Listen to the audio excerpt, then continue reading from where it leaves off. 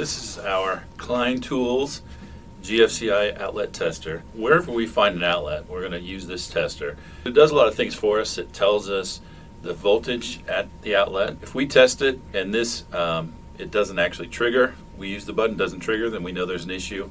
If we trip it, it doesn't reset, there's another issue. The other item that we're testing then as well is if the outlet was wired correctly. So it's a really handy tool, very useful for safety as well, especially around kitchens, bathrooms where you have water.